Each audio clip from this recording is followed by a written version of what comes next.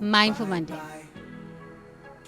Welcome to Mindful Monday. Igama lam uThembelihle Ntombi kaButhelezi, Queen Bringer of Good Hope. Yes. So Mindful Mondays, I love to talk about mindfulness on Mondays. So I've talked about the art of impermanence. The art of impermanence. When we embrace the art of impermanence, we stop trying to control reality. Then we can start trusting ourselves. We can really be in self-assurance. The art of impermanence says that, what goes up must come down. The sun comes out in the morning and it retreats. But there is always life on planet Earth. There's always life. Death is not the final stage of life. Death is just the next stage of evolution. And you might be like, what the hell is this girl on? What the hell? I'm just planting a seed. Honestly, I'm just planting a seed. God does not die. You are the face of divinity. God does not die. Energy cannot be created nor destroyed. You are the face of divinity. Okay, so the art of impermanence. The art of impermanence. The art of impermanence. Okay, if you grew up in a narcissistic home, here's what we figured out. You like to control. Nothing bad about this. We learned this from our families. And then you realize, oh my goodness, I don't need to control anybody. I just need to control myself. Or you have a girlfriend that says, I don't need your opinions. This is a good thing. When your friends tell you that they don't need your opinion, it's a good thing. When your girlfriends tell you that, listen, you're crossing boundaries right now, it's a good thing. It allows you to focus on yourself. Focusing on yourself is the only thing you are here to do on planet Earth. Because when you die, you have got to face your own karma by yourself. But I don't believe in karma. I'm not Buddhist. Okay? You're Christian. Doesn't it say that we are going to have judgment day when we die? You're going to meet God when you die? Right. Okay. So the art of impermanence says you are born and you're going to die. This is impermanence. You're not going to live on forever. Okay? You're not. I'm not. You're not. But if you grew up in a controlling family, you want to control every part of your life and control other people. We learned during this series that controlling other people is not such a good thing for us. Especially as an empath, INFJ, visionary, a scapegoat. It's just nothing good comes out of this. You just waste a whole lot of time and you're damn angry after that. And then in yesterday's video, please, if you haven't watched it, please watch it here. We learned that, once we realized, oh my goodness, I wasted all this time, all this money, and now I'm the one that has to grieve this relationship because the narcissist is incapable of anything but destruction.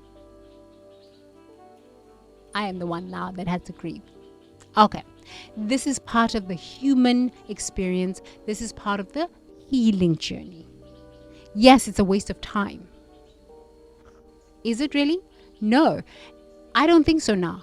Because if I didn't spend time grieving, I don't think I would have fully anchored in my purpose. I knew what my purpose was, but I didn't fully anchor it in. So I'm hoping that as I share these videos with you, you are going to see the power of grieving and embracing this idea of impermanence. Okay, so now in this video, I want to talk about the art of not getting attached to any outcome. The art of not getting attached to any outcome. Because honestly, after you've grieved and you've grieved and you've grieved, or you're going to spend your time grieving, or you're going to spend your time doing your inner work, you're going to find out that, now it's time to get out into the world. And that's where I'm at now. You're going to need to get out into the world. You're going to need to go and make friends. You're going to need to work with people. You're going to need to start forming new relationships and start going on an adventure of a lifetime.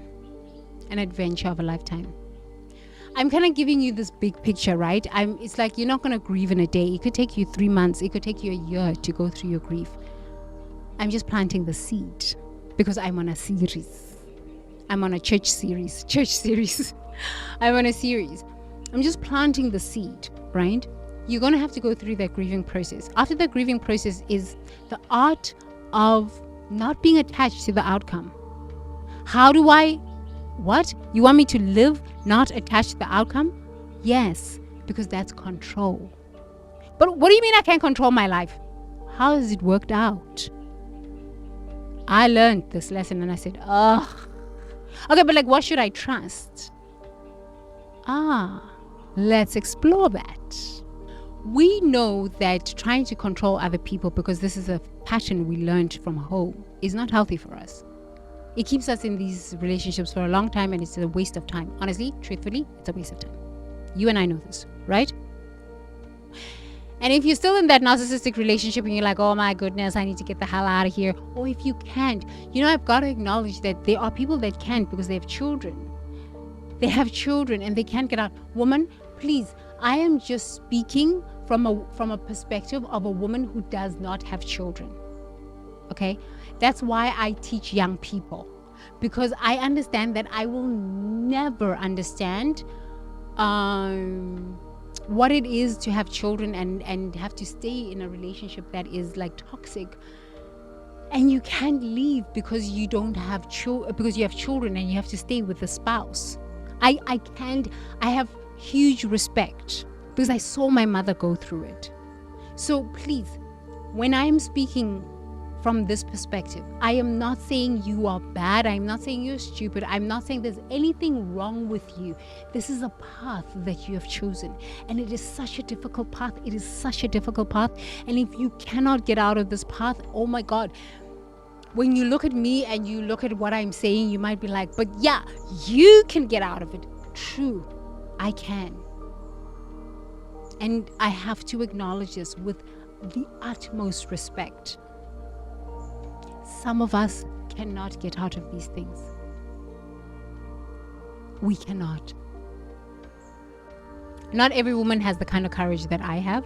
Not every woman is willing to take the kind of risks I have. And it does not make you bad. It does not make you weak. It does not make you stupid. Please, woman, look at me. Look at me in the eyes.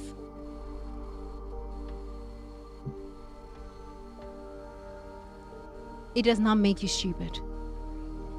It does not make you weak. It does not make you pathetic. You are walking such an incredible journey, and you chose to have children in this experience, and you have to deal with this ignorance of a man. Woman, you are strong as hell. Truly, you are strong. You are strong.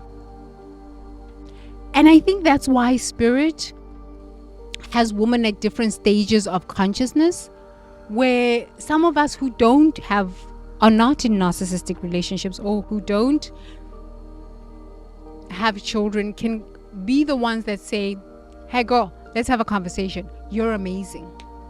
And if I can just plant that, you're amazing, when your husband's gone and all of this stuff to work, and he's gone out drinking and all of these things, you can just watch me and you can just have some self-confidence for a little bit. And if you're a guy dating one of these numbnuts, crazy woman, you can just come and watch my videos, and I'll be like your sister Tambi and be like, brother, you're amazing to put up with this garbage. Honestly, you are amazing to put up with garbage. And if you can get out of this garbage, get out. I find that men get out, except if a man has not healed his mother wounds and he had a narcissistic mother. Guys, if you have not healed your mother wounds, which I don't know who has, because I'm still working on my mother wounds too. And the more I work on my mother wounds, I'm like, oh my goodness, I didn't know that I still had these mother wounds. That brings me to this topic of today. The art of non-attachment.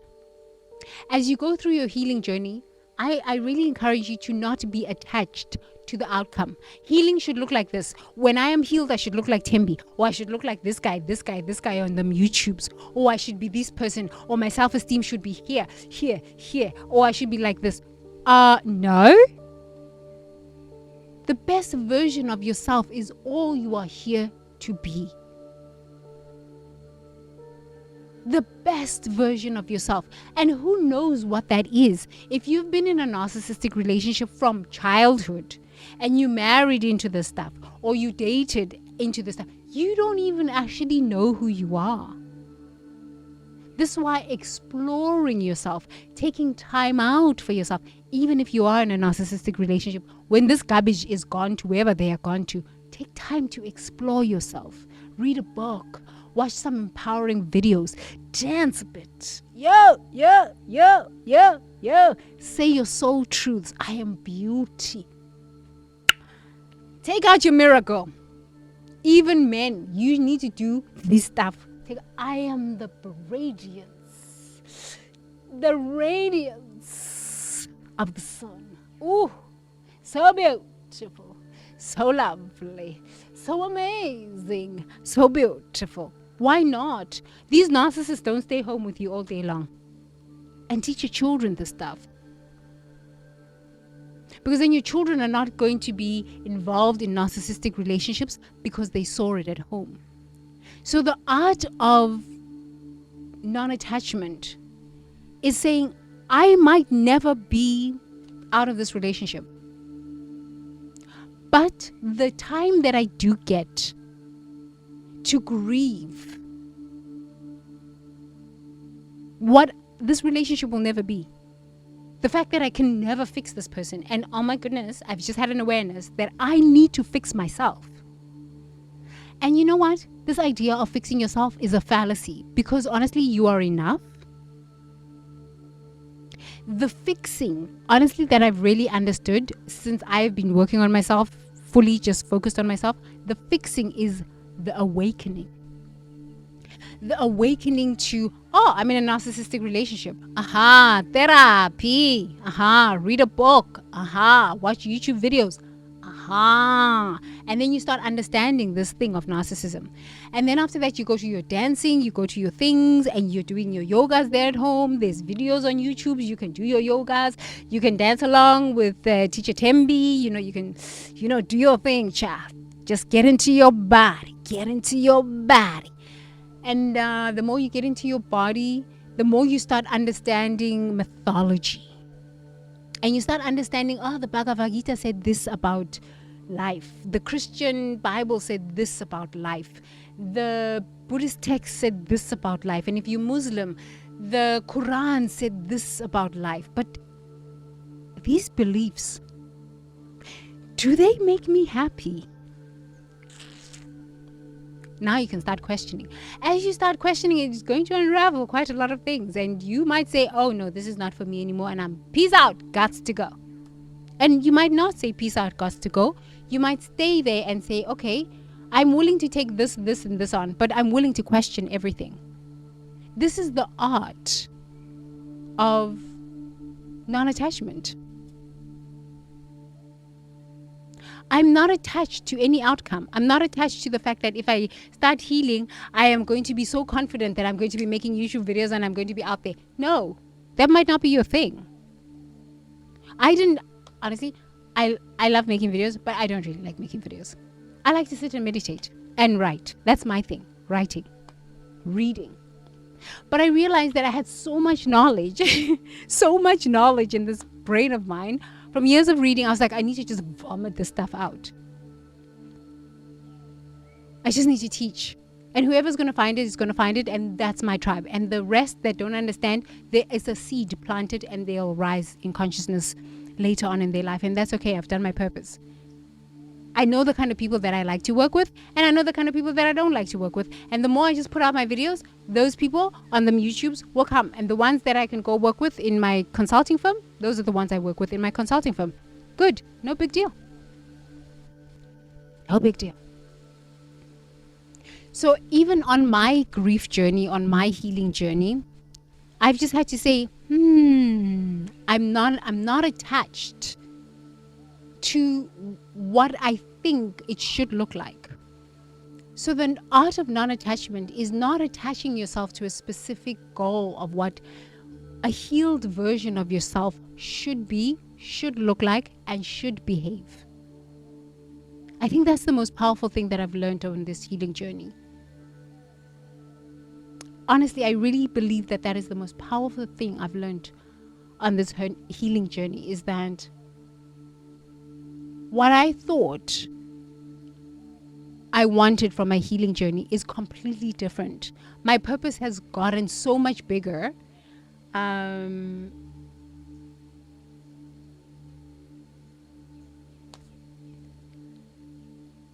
more inspired to do bigger things.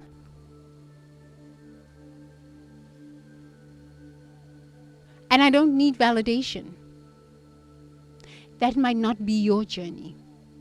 You might still want validation, but now the validation is going to come from healthy people.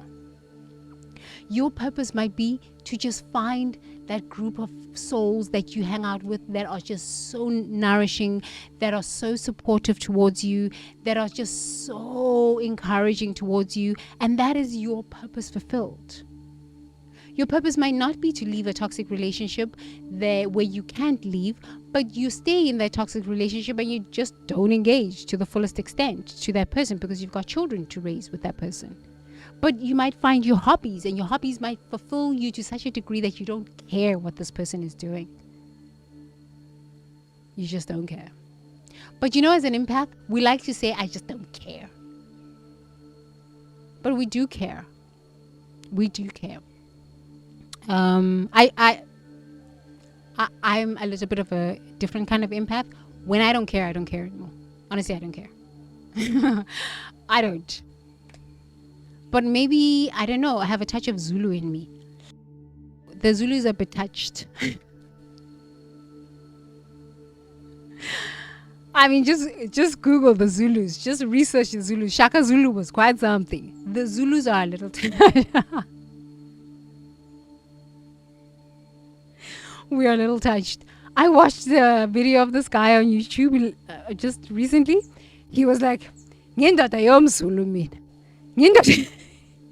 I said, right. Zulus are a little touched. We're a little touched. Even the British understood that the Zulus, you don't mess around with the Zulus. Shaka Zulu will get you. The Zulus are a little bit, the power that comes from the Zulu ancestors is a power that is unimaginable. It's unimaginable. It's a power. I am even afraid of myself at times, because when I put my foot up, I lift my foot and I point it up to the heavens and I bring it down. Lift my foot up to the heavens and I bring it down. I say, and my ancestors agree. And my ancestors agree.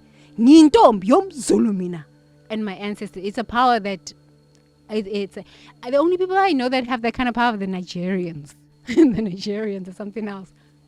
But the Zulus, Archie. The Zulus are something. The Zulus are not to be played with. And the reason I'm telling you about this is because I've had to come to this understanding of non-attachment. Non-attachment. I do not want to be attached to any form of outcome in my healing journey, because I do not want to end up a crazy Zulu woman. I don't. I want to end up a healed version of a Zulu woman, but I don't even know what that looks like because I never saw that growing up in South Africa. What's your story? What culture are you in? Maybe you are Asian and your culture is you must be controlled. Collective culture, we all have parents that are the same. Even in the individualistic culture, they have parents who are very controlling. We're in this boat together. Nobody's immune from this. Nobody's immune from this. Okay? The ones who we think, oh, they had a great time, their parents weren't so controlling, or this and this, they have anxious attachment styles of relating. They have avoidance styles of relate. We're all in this together. This is the beauty of this. This is the beauty of this. So I, in my own wisdom, and the reason I talk about myself a lot is because it's a way of building rapport. And this is how we communicate in Africa. We share and you share. We share and you share. Okay? Narcissism is, let me talk to you. But maybe I'm a bit of a narcissist. No. Whatever. I don't care. I'm a Zulu woman. But okay, so the reason I share with you this is I'm sharing from my cultural experience. I don't know what a healed version of a Zulu woman looks like. So if I had to have some idea and attach to some idea of what I should be, it wouldn't truly be authentic. It wouldn't, because how do I know? That's why exploring, trying different things, soul truths, exploring. Just explore and be okay with exploring yourself and enjoying the exploration experience. Soul truths where it gives you confidence. And when your bathing mother, father who's controlling is not bothering you, come and sit with Teacher Tembi so we can have these conversations. What do you think? Mindfulness. Mindfulness allows you to explore. It allows you to explore. It allows you the art of impermanence, and it also allows you the art of non-attachment. I'm not attached to what I should be when I'm done with my healing process. And who knows when I'm going to be done with my healing process? It might take me 1 billion lifetimes. Who knows? Who knows? And that's okay. Every lifetime I just keep coming back and doing the work. But first we start with awareness. Therapy. Body work. Examining the ideas from culture, from religion. This because we are controlled by culture and religion. And then we decide, do I want to stay in this idea or can I question this? If it hurts me, I don't want to. I'm questioning. But they're going to reject me. They're going to isolate me. They're going to abandon me. Are you going to die? Then you have to ask that question. People are afraid of death. We're so afraid of death. But once you can overcome this fear of death, you come straight up into the mind of God and you start climbing from there on up. It could take you 1 billion lifetimes. It's okay. It's okay. You'll be back next lifetime.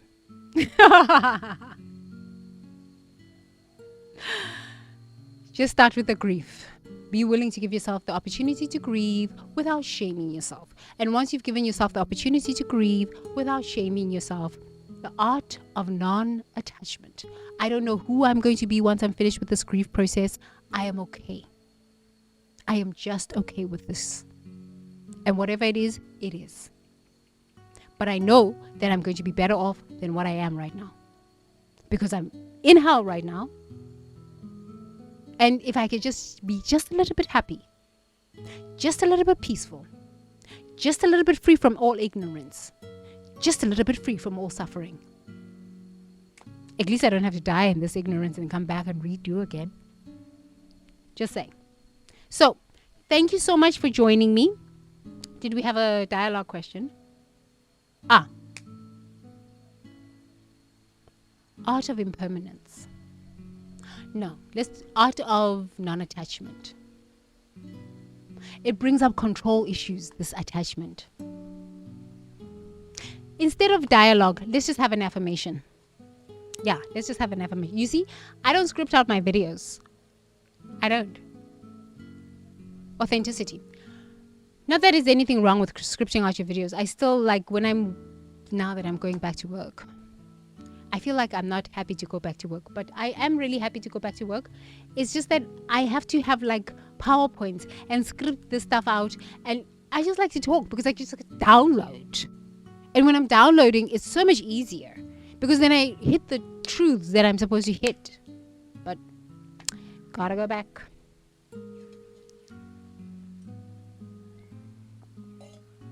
Okay, let's have an affirmation instead of a question. Hands on heart. I am willing to love myself and accept myself just as I am.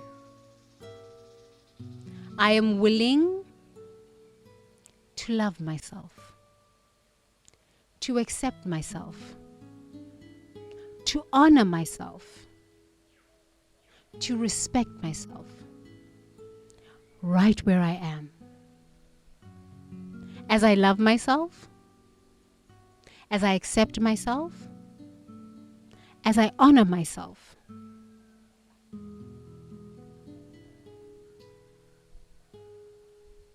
my true self starts emerging.